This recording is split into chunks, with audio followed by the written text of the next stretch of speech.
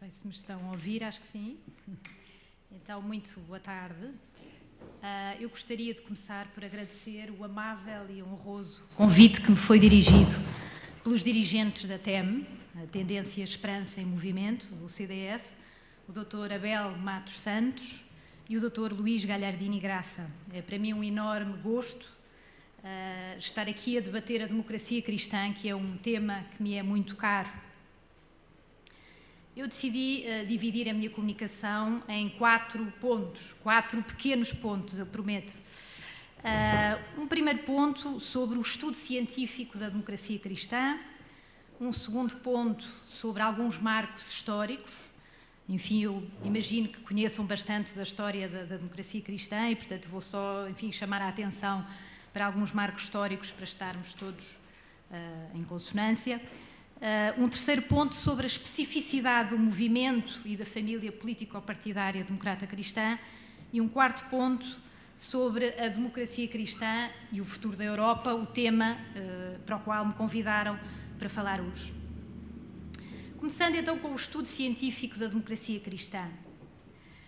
A atenção que tem sido dada por parte dos cientistas políticos à família político-partidária democrata cristã tem sido muito menor do que aquela que tem sido reservada à família social-democrata ou socialista.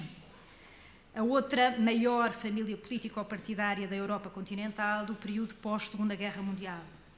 De facto, a democracia cristã, com a social-democracia, formam as duas famílias políticas que moldaram a política e as sociedades europeias continentais do pós-guerra, incluindo o processo de integração europeia. O século XX na Europa foi essencialmente marcado por regimes políticos autoritários e totalitários, nacional-socialismo, fascismo, comunismo, e foi graças à vitória das forças aliadas e, concretamente, ao papel do Reino Unido e dos Estados Unidos da América na Segunda Guerra Mundial e à sua defesa intransigente da liberdade e da democracia, nesse período e no período da Guerra Fria, que estas duas famílias políticas partidárias, a família democrata-cristã e a família social-democrata, puderam começar a alternar-se no poder em democracia, em verdadeiras democracias, em vários países europeus e a moldar a sua política no pós-guerra. É impossível compreender a Europa contemporânea sem ter em consideração a democracia cristã. Kaiser e Warnout, 2 autores que têm dedicado muito do seu trabalho à democracia cristã, chamaram a atenção para o papel crucial que os partidos democratas cristãos desempenharam na ancoragem de novos sistemas partidários na Europa do pós-guerra, na legitimação da economia de mercado através de sistemas de segurança social e de direitos sociais ou de terceira geração, na introdução de formas corporativistas na implementação de políticas socioeconómicas de consenso e ainda com o contributo que deram para o fim das rivalidades nacionais através da construção da União Europeia. Esta negligência que tem sido votada à democracia cristã reflete aquilo que Stathis Kalyvas e Kees van Kersbergen, 2 autores, um deles grego, o outro holandês, que têm dedicado também muito o seu trabalho ao estudo da democracia cristã, consideram uma dificuldade profunda, consideram que esta negligência está relacionada com uma dificuldade profunda em perceber a relação existente entre a religião e a política no contexto europeu, apesar do papel central da religião na emergência das sociedades europeias modernas e seculares. Felizmente, desde meados dos anos 90 do século XX, a democracia cristã tornou-se objeto de maior investigação e alvo de maior atenção por parte dos cientistas políticos. Já havia grandes e importantes e boas histórias da democracia cristã, com autores como Maurice Vossard, Michael Fogarty, um autor irlandês. Havia boas histórias, mas não havia bons trabalhos de cientistas políticos sobre a família político-partidária democrata cristã. Ora, felizmente, então, como eu dizia, desde meados dos anos 90, ela tornou-se, a democracia cristã, alvo de maior investigação. Ironicamente, no entanto, este interesse renovado coincidiu com aquilo que parece ser um declínio imparável dos partidos democratas cristãos desde o fim da Guerra Fria. Como resultado deste aparente declínio, dizem Calivas e Kersbergen, as referências da literatura à democracia cristã muitas vezes serviam apenas como mero pretexto para avançar argumentos acerca do regresso da social-democracia como o ator político liderante na Europa ou a emergência de uma direita extremista e populista prefigurando a reconfiguração radical dos sistemas partidários europeus. A democracia cristã parecia então, no final do século XX, ter passado à história. Como veremos mais adiante, não foi exatamente isso que aconteceu. A democracia cristã há alguns marcos históricos. A história do surgimento dos partidos democratas cristãos cruza-se com a própria história da relação da Igreja com a ordem democrática. Como muitas vezes recorda o professor Manuel Braga da Cruz, a democracia cristã começa por ser social, depois politiza-se e partidariza-se e finalmente desconfessionaliza-se com o Concílio Vaticano II, aí de forma clara. Na segunda metade do século XIX, a Igreja lançou um vasto movimento social de massas para se defender da ascensão do liberalismo na Europa. Este movimento era formado por círculos de estudo, círculos católicos de operários, congressos católicos para a difusão e o aprofundamento da doutrina da Igreja e ficaria conhecido como Movimento Democrata Cristão. Em 1891, o Movimento Democrata Cristão recebe de Leão XIII a sua Magna Carta, a encíclica Rerum Novarum, que é a primeira encíclica social católica, que é também considerado o primeiro documento da doutrina social da Igreja.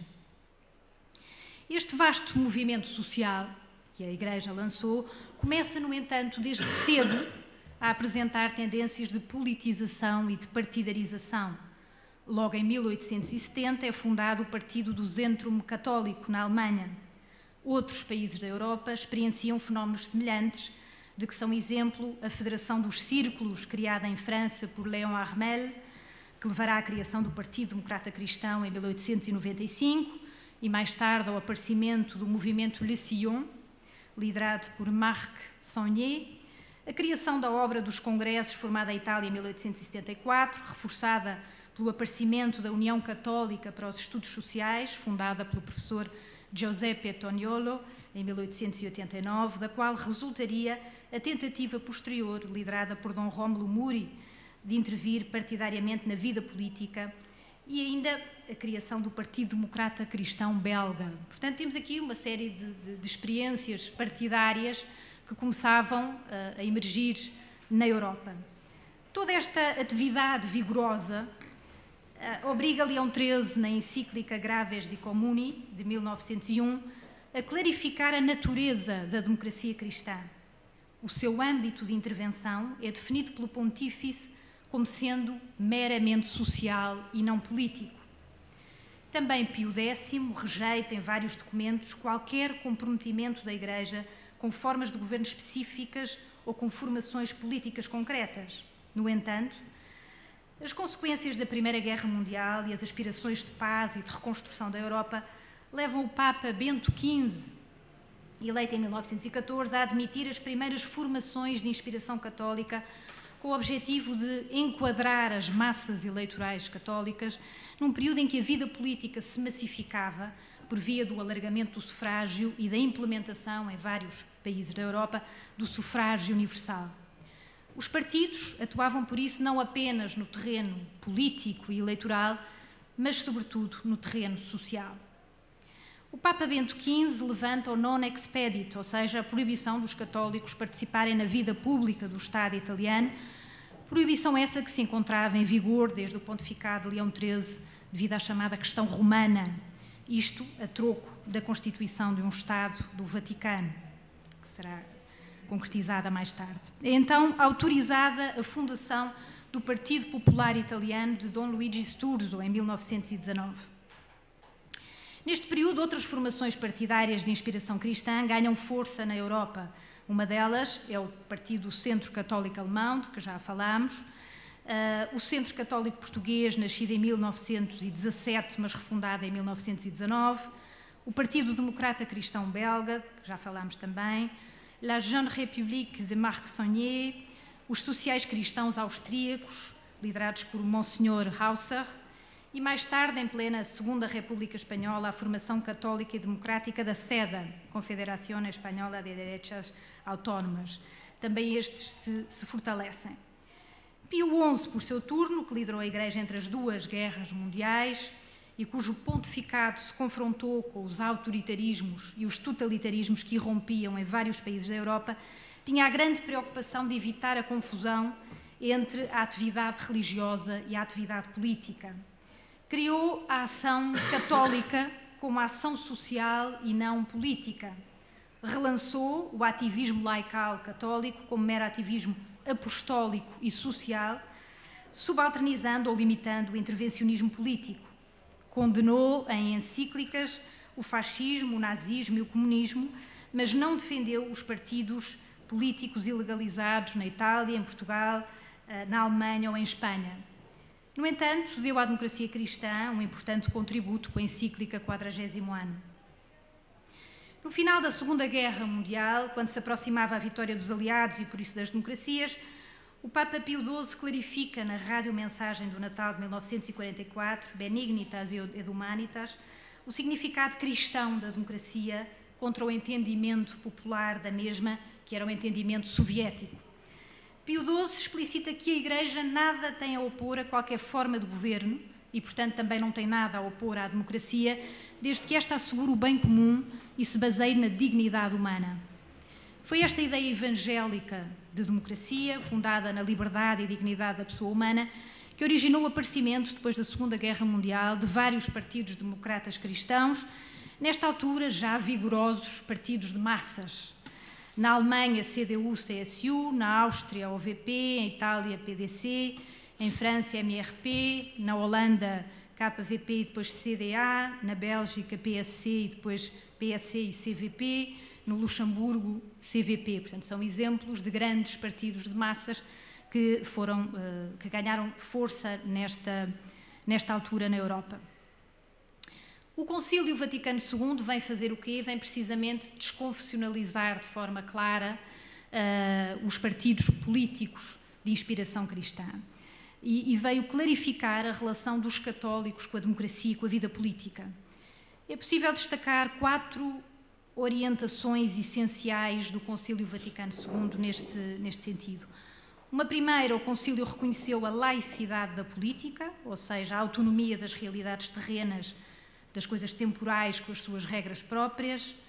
Uma segunda, o Concílio recusa a identificação da Igreja com regimes e sistemas políticos específicos ou com partidos e programas políticos concretos em nome da sua universalidade. A Igreja, que já aceitara o pluralismo político na sociedade, ou seja, a democracia política com Pio XII, admite-o no interior de si própria. Os católicos têm assim liberdade de voto, mas para promover o bem comum, e têm liberdade de participação, mas para defender a dignidade humana. Terceira orientação, o Concílio recusou a confessionalidade da política. E quarta, o Concílio, ao reconhecer a laicidade da política, reserva para os leigos. Portanto, isto, enfim, só aqui alguns marcos históricos do que é a história riquíssima da democracia cristã, que é impossível resumir em poucos minutos. Mas o que é a especificidade da democracia cristã? Afinal, o que é isso da democracia cristã? O que é que caracteriza esta família político-partidária? Qual é a sua especificidade? Até recentemente, os cientistas políticos tendiam a negar o caráter distintivo, específico da democracia cristã. O próprio nome era visto como um rótulo bizarro, mas inconsequente, para partidos conservadores, essencialmente caracterizados por puro pragmatismo e oportunismo. Eram olhados como partidos que muito facilmente defendiam um ponto de vista e o seu contrário, sem um ideário político próprio e distintivo. Uma vez que a democracia cristã era vista por estes críticos como não tendo uma especificidade própria, então não existia um fenómeno democrata cristão e logo não havia necessidade de estudá-lo. Esta visão era eventualmente desafiada por estudos que estabeleciam a existência do fenómeno democrata cristão e que o analisavam a partir de uma perspectiva teórica e comparativa. Portanto, isso começou, apesar de tudo, a acontecer.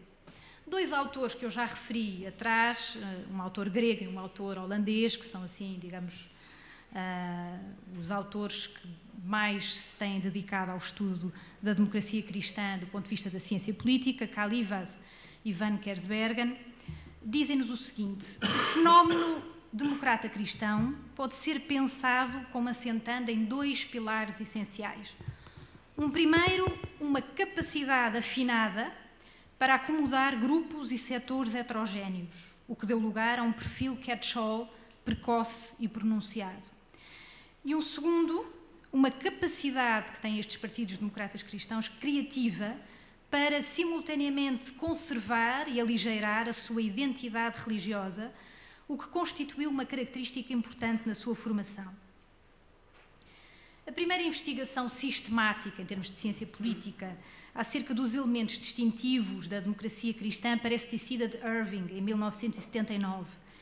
Este autor listou vários princípios distintivos, incluindo o empenhamento cristão nos direitos humanos fundamentais, os valores da democracia liberal e a reconciliação das classes e das nações. A partir daqui, Van Kersbergen, o autor holandês, que escreve muitas vezes em conjunto com Kalyvas, argumentou que os conceitos-chave que faziam da democracia cristã um fenómeno específico e distintivo eram os conceitos de integração, compromisso, acomodação e pluralismo. Neste sentido, era o esforço contínuo para integrar e reconciliar a pluralidade dos grupos da sociedade ou nações, no caso da integração europeia, cujos interesses estavam muitas vezes em oposição, o que fazia da democracia cristã um movimento político distintivo. Neste sentido, o pragmatismo e o oportunismo de que eram acusados os partidos democratas cristãos poderiam ser interpretados como efeitos de valores como integração, reconciliação, acomodação e pluralismo. Ora, foi esta dimensão da família político-partidária democrata cristã que se tornou muito difícil de compreender. Esta dimensão vinha precisamente da estrutura organizacional peculiar deste movimento e destes partidos. Porquê? Porque estes partidos tinham nas suas estruturas organizações quer de operários, quer de empregadores ou patrões, quer de camponeses, quer de agricultores, para não falar dos grupos das mulheres, dos estudantes de vários níveis, enfim. A causa desta heterogeneidade era um apelo ideológico que enfatizava a religião em detrimento da classe, que era enfatizada no caso dos partidos sociais-democratas. Os partidos democratas cristãos eram então partidos que tinham uma grande experiência de acomodar, integrar diferentes grupos da sociedade e mediar conflitos. Tinham uma habilidade invulgar para acomodar interesses de classe divergentes no interior de um mesmo partido. Uma capacidade especial para apelar ao voto e mobilizar eleitorado através das diversas classes e setores da sociedade. Eram partidos interclassistas e por isso se pode dizer que eram partidos catch-all avant la lettre, ou seja, antes de tempo. Isto é, como disse Van Kersbergen, Otto von Kirchheimer, o autor que identificou o modelo de partido catch-all, só escreveu esse artigo sobre o partido catch-all em 66 e por isso se diz que os partidos democratas cristãos, como interclassistas por natureza, eram catch-all avant la lettre. Para além do seu pragmatismo, o que mais intrigava aos observadores era a relação da democracia cristã com a religião. De facto, os partidos democratas cristãos tinham e têm uma capacidade criativa para simultaneamente conservar e aligeirar a sua identidade religiosa. É possível distinguir entre os partidos confessionais pré-guerra e do período entre guerras, por um lado, e os partidos democratas cristãos do pós-guerra, por outro. Apesar de os partidos democratas cristãos modernos serem os herdeiros dos antigos partidos religiosos, sobretudo católicos, eles foram criados de novo, depois da Segunda Guerra Mundial, tendo-se tornado partidos políticos integralmente democráticos e centristas.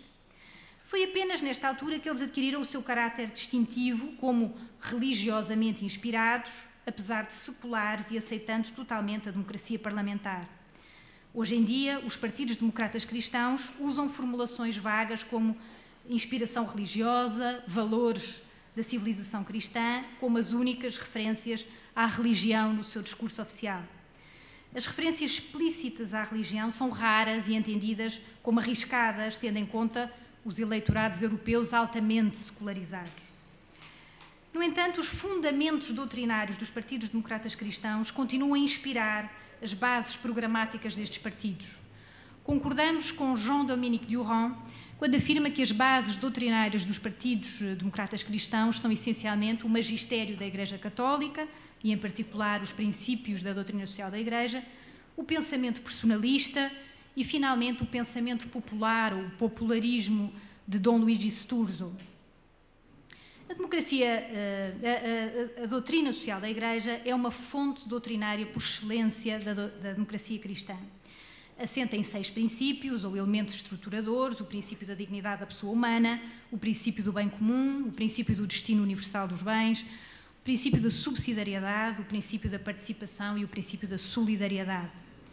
O ensinamento social ou o magistério social da Igreja, que repousa nestes 6 princípios fundamentais, defende a propriedade privada, cuja função social é sublinhada, defende que o papel do Estado na economia é subsidiário, deve regular e corrigir as injustiças do mercado, defende uma economia ao serviço do homem, defende os corpos intermédios da sociedade, a começar pela família, mas passando também pela comunidade e pela região, defende a proeminência da pessoa humana na organização social. No que diz respeito à filosofia personalista, que é outra das bases doutrinárias das democracias cristãs, é uma filosofia que nasce na Europa durante a primeira metade do século XX e cujo epicentro é a França, dos anos 30. Coloca a pessoa no centro da sua reflexão e da sua estrutura conceptual. Surge como reação à crise profunda de valores e de civilização que assola a Europa neste período. É um sistema filosófico que conduz à ação política. Existem várias correntes personalistas, mas podemos dizer que as duas que mais influenciaram o movimento democrata cristão foram o personalismo comunitário, onde se destaca Emmanuel Mounier, o seu pensamento, e o personalismo ontológico clássico, onde se destaca o pensamento de Jacques Maritain. O personalismo tem a sua centralidade na pessoa humana, concebe-a como portadora de uma dignidade excepcional, como liberdade, como relação, como transcendência. E, finalmente, a outra base, o fundamento essencial da doutrina dos partidos democratas cristãos, o popularismo, ou pensamento popular de Dom Luigi Sturzo.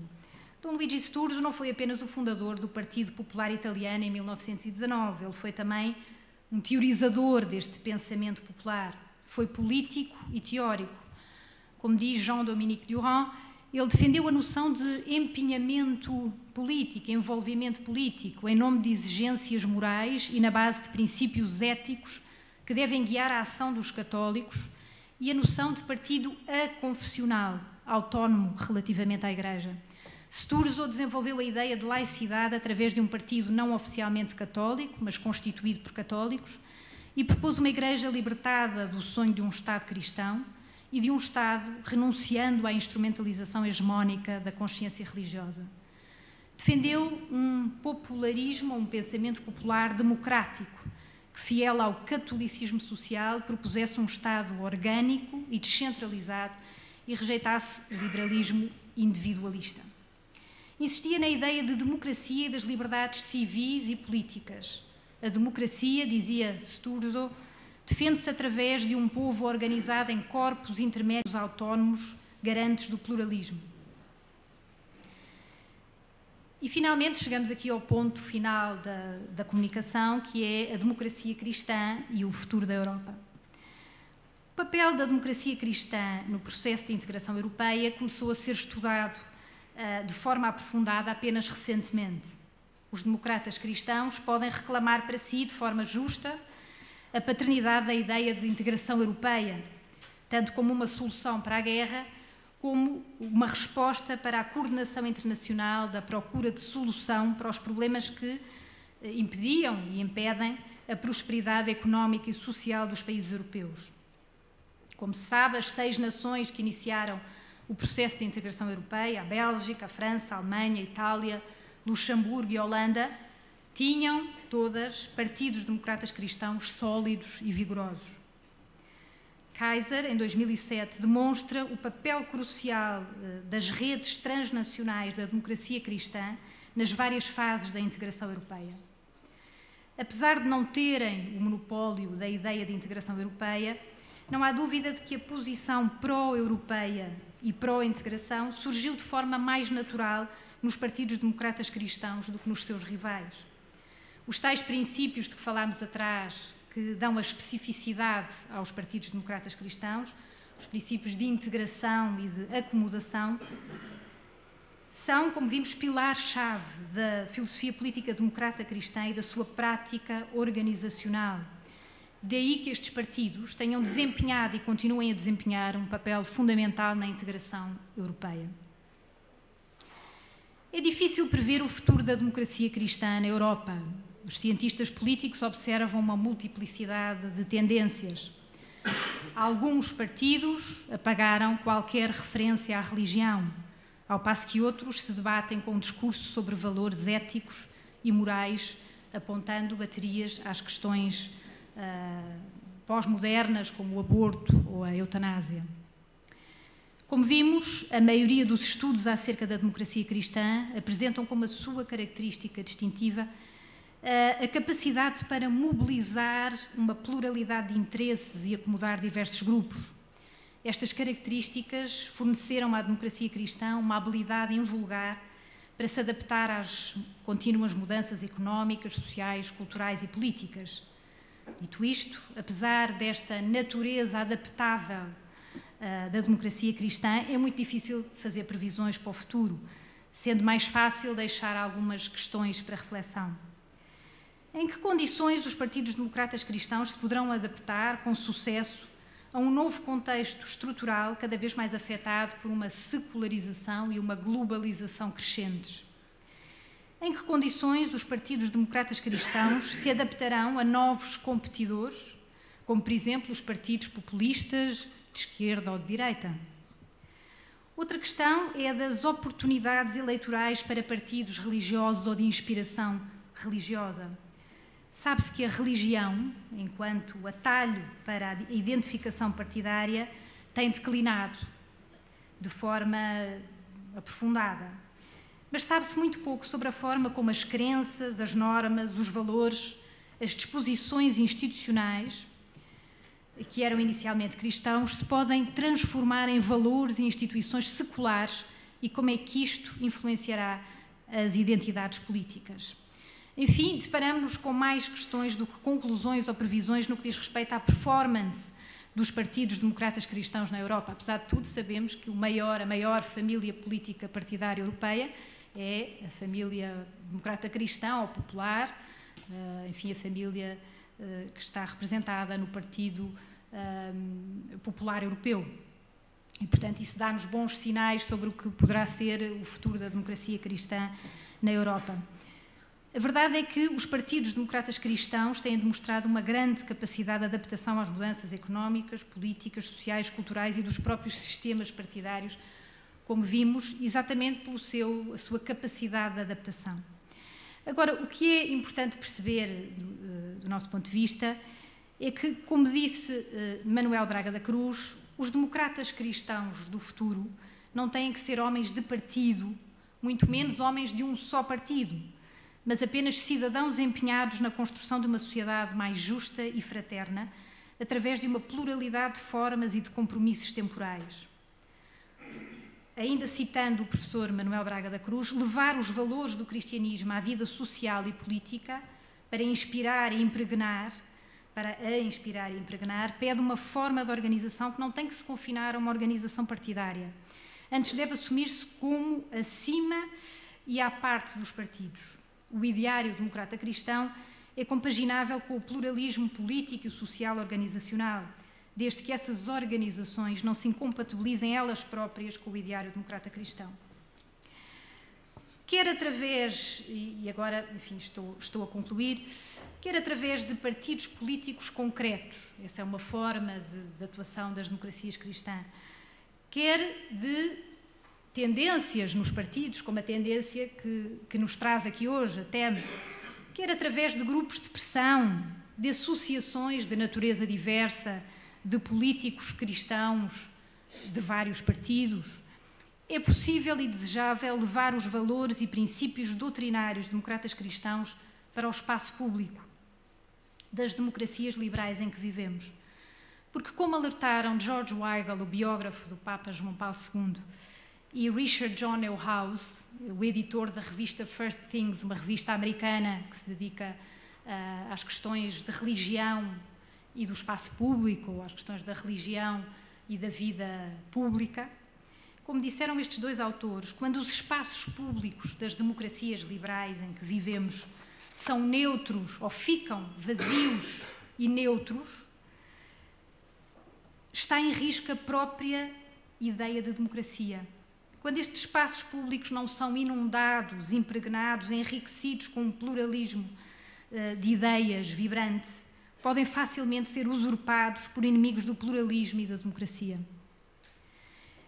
Eu terminaria a minha comunicação chamando a atenção para os princípios da Igreja, que, do meu ponto de vista, os democratas cristãos, quer organizados em partidos, quer organizados em grupos de pressão, quer organizados em associações, poderão levar para o espaço público, para preenchermos este espaço público das democracias liberais que corre o risco de ficar vazio e neutro. E estes princípios, vou aqui buscá-los às exigências éticas fundamentais e irrenunciáveis da nota doutrinal da Congregação para a Doutrina da Fé sobre algumas questões relativas à participação e comportamento dos católicos na vida pública, aprovada pelo Papa João Paulo II em 2002. Era prefeito da congregação o cardeal Joseph Ratzinger. Manuel Braga da Cruz resumiu este documento, esta nota doutrinal, em 5 pontos que eu passaria a avançar. Desde logo, um primeiro ponto, o repúdio do laicismo, que pretende reduzir a vivência religiosa ao foro da consciência individual, retirando-a do espaço público e condenando o religioso à irrelevância pública e política. A liberdade religiosa não pode entender-se como mera liberdade de consciência individual e, ainda por cima, contra a liberdade institucional da Igreja. Um segundo ponto, a defesa da vida e do direito à vida, desde a sua concepção ao seu termo, repudiando o aborto e a eutanásia e defendendo e protegendo os direitos do embrião humano. O Papa reconhece a licitude de envolvimento de católicos em esforços para minorar os efeitos nefastos de algumas decisões políticas. Terceiro, a tutela e promoção da família fundada no matrimónio monogâmico entre pessoas de sexo diferente e a proteção da sua unidade e estabilidade. O respeito por pessoas diferentes não deve significar a confusão de realidades não identificáveis. Quarto, a liberdade de educação. Entendida não apenas como liberdade de ensinar, liberdade de instituição de escolas, mas também como liberdade de aprender, como liberdade de opção, que pressupõe a paridade e a igualdade de condições de funcionamento e de financiamento e a subsidiariedade do Estado em relação à família e à sociedade. Quinto, a tutela social de menores e o repúdio de todas as formas de escravidão, como a droga, a prostituição. Sexto, a economia ao serviço da pessoa humana e do bem comum, no respeito pela justiça social, da solidariedade e da subsidiariedade. E, finalmente, o sétimo, a procura da paz, fruto da justiça e efeito da caridade e a recusa da violência e do terrorismo. Eu penso que os democratas cristãos se podem guiar por estes princípios e que os podem levar para o espaço público, para enriquecer o espaço público das democracias liberais em que vivemos, para que esse espaço público não fique vazio e neutro, que é um risco para a própria democracia. Muito obrigada.